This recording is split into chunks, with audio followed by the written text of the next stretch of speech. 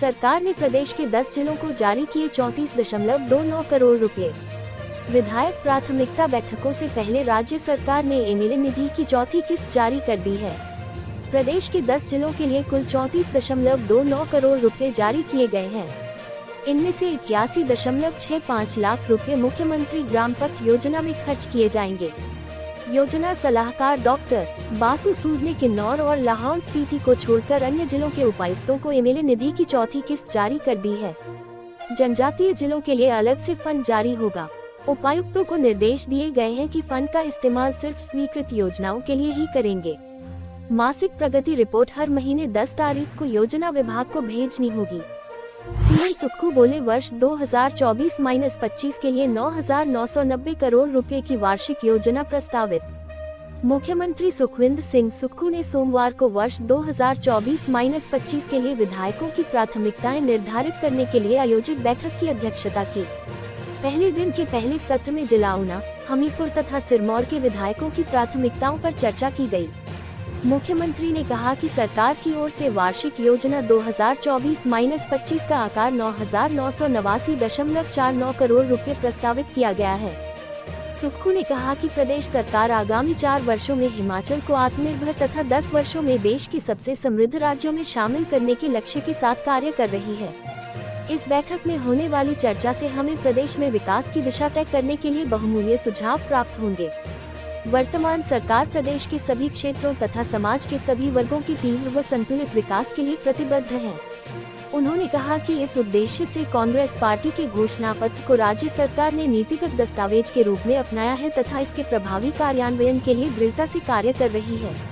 अब 31 मार्च तक जमा करवा सकेंगे मालकर। सरकार ने ट्रक संचालकों को दी बड़ी राहत। सरकार ने ट्रक संचालकों को बड़ी राहत दी है। जिन संचालकों ने माल कर जमा नहीं कराया है वह अब 31 मार्च तक अपना टैक्स जमा करा सकते हैं। उन्हें अब सरकार ने टैक्स जमा कराने के लिए सरलीकरण कर दिया है। बीबीएन में करीब 10,000 वाहन संचालकों को इसका फायदा होगा। अब ये संचालक टैक्स व 10% पेनल्टी के साथ इसे आरटीओ व आरएलए कार्यालय में जमा करा सकते हैं। आबकारी विभाग से कोई भी एनओसी लेने की जरूरत नहीं है। सरकार ने पीजीटी को कन्वर्ट करके स्पेशल रोड टैक्स एसआरटी में बदल दिया है। जो वाहन आरएलए व आरटीओ कार्यालय में पंजीकृत है वह अब अपना गुड्स टैक्स इन कार्यालयों में जमा करा सकते हैं। पहले सरकार ने इसकी अवधि 31 दिसंबर तक बढ़ाई थी, लेकिन कुछ वाहन चालकों ने अभी भी इसे जमा नहीं कराया था। इसे देखते हुए अब फिर से अवधि को बढ़ा दिया है। चिट्टे का सप्लायर चंडीगढ़ से गिरफ्तार, सोलन पुलिस को ऐसे मिली सफलता। सोलन पुलिस ने चंडीगढ़ से चिट्टा के एक सप्लायर को गिरफ्तार किया है। ये कार्रवाई पुलिस ने चिट्टे के संबंध में पहले से गिरफ्तार 2 आरोपियों की निशानदेही पर की है। इसके बाद पुलिस मुख्य आरोपी को चंडीगढ़ से गिरफ्तार किया है। टीम आरोपियों को सोलन लेकर पहुंच गई है। आरोपी की पहचान अमृतपाल पुत्र प्रेम सिंह निवासी टिहरी गढ़वाल के तौर पर हुई है। आरोपी पिछले 21 साल से चंडीगढ़ सेक्टर -52 से रह रहा था। पूछताछ करने पर पता चला कि यह पिछले कुछ सालों से चंडीगढ़ से हिमाचल, पंजाब तथा हरियाणा में युवाओं को चिट्टा सप्लाई करने का काम करता था। इस आरोपी के बैंक खातों की जांच से पता चला है कि पिछले कुछ समय में लाखों रुपए की राशि का लेन देन हुआ। इस आरोपी को सोमवार को अदालत में पेश किया गया। एसपी सोलन गौरव सिंह ने मामले की पुष्टि करते हुए बताया कि जिला पुलिस सोलन की ओर से जिले में नशा तस्करों, विशेषत चिट्टा और अन्य नशीली दवाइयों की तस्करी करने वालों पर लगातार कड़ी निगरानी रखी जा रही है। राशन डिपों में सरसों तेल सस्ता, चीनी मिलेगी महंगी, फरवरी में लागू होंगे नए दाम। Himachal Pradesh state civil supply corporation limited ने डिपों में मिलने वाले सरसों के तेल की कीमतों में 4 रुपए प्रति लीटर कमी की है। वहीं चीनी की कीमत में 2 रुपए प्रति किलो इजाफा किया है। कीमतों में हुए बदलाव फरवरी में लागू होंगे। चीनी के दामों में इजाफा एपीएल राशन कार्ड धारकों के लिए किया गया है। एपीएल उपभोक्ताओं को पूर्व में 43 रुपए प्रति किलो के हिसाब से चीनी दी जा रही थी, अब 45 रुपए प्रति किलो के हिसाब से दी जाएगी। वहीं 1 लीटर सरसों का तेल 114 रुपए प्रति लीटर के हिसाब से उपभोक्ताओं को प्रदान किया जा रहा था, जो अब 110 रुपए प्रति लीटर की दर से मिलेगा। आइस हॉकी के लिए लद्दाख रवाना हुई हिमाचल की महिला और पुरुष टीमें। खेलो इंडिया गेम्स के तहत 2 से 6 फरवरी तक लद्दाख में होने वाली प्रतियोगिता के लिए हिमाचल प्रदेश की पुरुष और महिला वर्ग की टीम रवाना हो गई है। एडीसी राहुल जैन ने सोमवार को खिलाड़ियों का हौसला बढ़ाया। उन्होंने कहा कि हाल ही में हिमाचल प्रदेश की टीमें आइस हॉकी प्रतियोगिता में कांस्य पदक जीत चुकी है। विश्वास है कि खेलो इंडिया में हो रही इस प्रतियोगिता में भी हिमाचल की टीमें बेहतर प्रदर्शन करेगी। Ice hockey association of Lahaul Spiti के सदस्यों ने सभी खिलाड़ियों को शुभकामनाएं दी। दोनों टीमें राष्ट्रीय कोच अमित बेलवाल के नेतृत्व में रवाना हुई हैं। इसके साथ ही महिला वर्ग में कुंगा यंगचेन और कुंगा छोलोंग स्पीड स्केटिंग में भाग लेंगी। पुरुष वर्ग में तंजन भाग लेंगे। दुबई से 6,000 करोड़ का निवेश लाने के लिए 12 अफसर रवाना। प्रदेश सरकार ने हिमाचल में विदेशी निवेश को बढ़ावा देने के लिए कसरत तेज कर दी है। दुबई से करीब 6,000 रुपए का निवेश लाने के लिए उद्योग मंत्री हर्षवर्धन चौहान, हिमाचल उद्योग विभाग के प्रधान सचिव RD नजीम, निदेशक उद्योग राकेश प्रजापति, अतिरिक्त निदेशक तिलक राज शर्मा सहित 12 अधिकारियों और फार्मा कंपनियों के मालिक कंसल्टेंट दुबई के लिए रवाना हो गए हैं। हिमाचल में औद्योगिक निवेश को बढ़ावा देने के लिए उद्योग मंत्री की अध्यक्षता में ये प्रतिनिधिमंडल 4 दिवसीय दौरे पर दुबई गया है। इस दौरान 743 औद्योगिक घरानों के साथ बैठकें होंगी। फार्मा उद्योगपतियों को हिमाचल में निवेश करने का न्योता दिया जाएगा। 1 फरवरी तक प्रतिनिधिमंडल दुबई के दौरे पर रहेगा। मुख्यमंत्री सुक्खू बोले, भ्रष्टाचार पर नकेल कसने के लिए नया कानून बनाने पर विचार।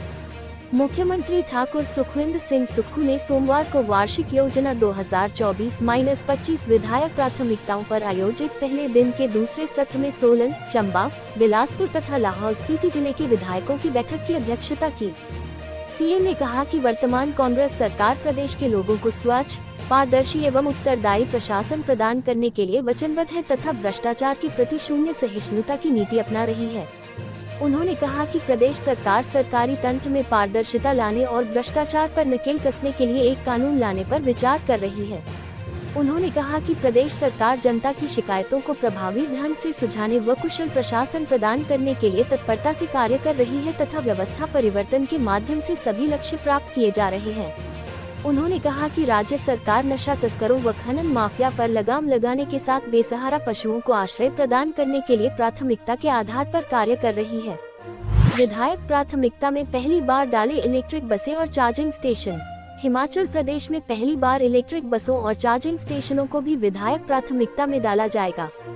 हर विधायक अपने अपने क्षेत्र में ऐसे रूट का ब्यौरा देंगे जिन पर HRTC की डीजल बस चलती रही हो। अब वास्तविक नई योजनाओं में 6 के बजाय 5 योजनाएं ही डलेंगी। सड़कों, पुलों, लघु सिंचाई योजनाओं और ग्रामीण पेयजल व मल निकासी में 3 योजनाएं डाली जाएंगी। विधायक इस बार रखरखाव से संबंधित केवल 1 योजना ही डाल पाएंगे।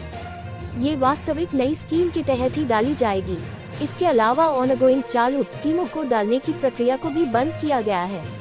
मुख्यमंत्री सुखविंदर सिंह सुक्खू की अध्यक्षता में विधायक प्राथमिकता बैठकें आज से राज्य सचिवालय में हो रही हैं। बैठक से पूर्व सीएम सुखविंदर सिंह सुक्खू ने कहा कि विधायक प्राथमिकता बैठक में विधायक अपने क्षेत्र की समस्याओं के बारे में बताते हैं, सरकार की ओर से लाई जाने वाली नई योजनाओं पर अपना विचार रखते हैं। निश्चित तौर पर विधायक की प्राथमिकता को बजट में दर्शाने की कोशिश की जाती है।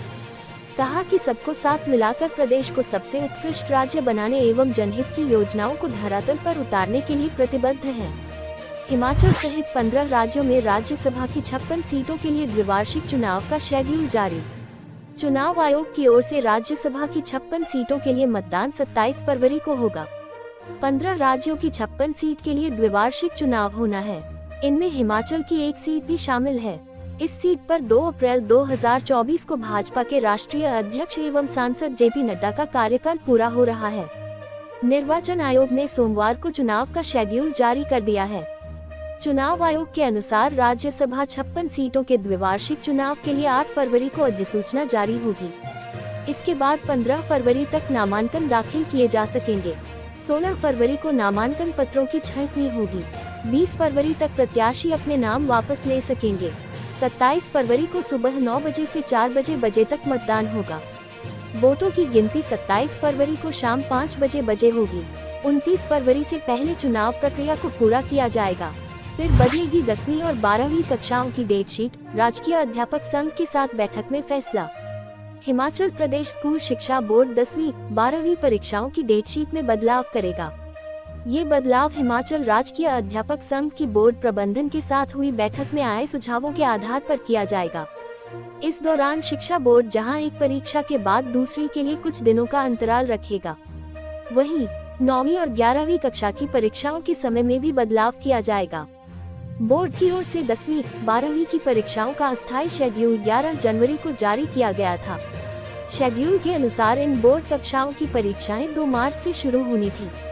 बोर्ड की ओर से जारी किए गए इस शेड्यूल पर अभिभावकों, शिक्षाविदों और शिक्षकों से आपत्तियां और सुझाव मांगे गए थे, जिसके लिए बोर्ड की ओर से 19 जनवरी तक का समय दिया गया था। इस दौरान बोर्ड प्रबंधन के पास कुछ सुझाव और आपत्तियां आई थी, जिन पर अमल करते हुए बोर्ड प्रबंधन ने 24 जनवरी को अंतिम डेटशीट को जारी किया। इस संशोधित डेटशीट में 10वीं और 12वीं कक्षा की परीक्षाएं 1 मार्च से शुरू हो रही थी। बोर्ड की ओर से जारी इस अंतिम डेटशीट के बाद कई शिक्षक संघों ने हंगामा शुरू कर दिया और डेटशीट को बदलने की मांग करने लगे। इस पर बोर्ड प्रबंधन ने 29 जनवरी को मुख्यालय में अध्यापक संघों के साथ बैठक की। इस बैठक में अध्यापक संघों की ओर से आए सुझावों पर अमल करते हुए पहले 2 बार जारी की गई डेटशीट को तीसरी बार संशोधित कर अंतिम रूप दिया जाएगा। हिमाचल में 5 दिन बारिश बर्फबारी का पूर्वानुमान, इन जिलों के लिए येलो अलर्ट जारी। हिमाचल प्रदेश के मैदानी, मध्य व उच्च पर्वतीय क्षेत्रों में 5 दिन बारिश बर्फबारी का पूर्वानुमान है। 2 दिन 5 जिलों में भारी बर्फबारी का अलर्ट जारी हुआ है।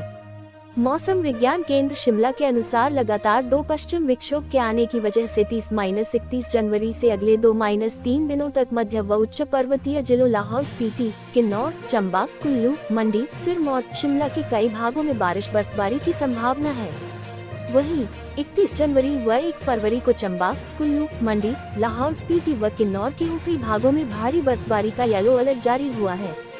इसके अलावा कई भागों में अंधड़ व बिजली चमकने का येलो अलर्ट भी जारी हुआ है। राज्य में 4 फरवरी तक बारिश बर्फबारी का दौर जारी रहने के आसार हैं। हालांकि 2 फरवरी को उच्च पर्वतीय 1-2 स्थानों को छोड़कर अन्य में मौसम साफ रहने के आसार हैं। विभाग के अनुसार पहला पश्चिम विक्षोभ 30 जनवरी व दूसरा 3 फरवरी को सक्रिय होने के आसार हैं। इसके प्रभाव से प्रदेश के मौसम में ये बदलाव आने की संभावना है। बारिश बर्फबारी की स्थिति में औसत अधिकतम तापमान सामान्य से नीचे रहने की संभावना है, जबकि मैदानी क्षेत्रों के लिए न्यूनतम तापमान सामान्य और मध्य और ऊंची पहाड़ियों के लिए सामान्य से कम रहने की संभावना है। वहीं सोमवार को राजधानी शिमला व आसपास भागों में मौसम साफ बना रहा। उच्च पर्वतीय 1-2 स्थानों पर आज भी बारिश बर्फबारी का पूर्वानुमान है।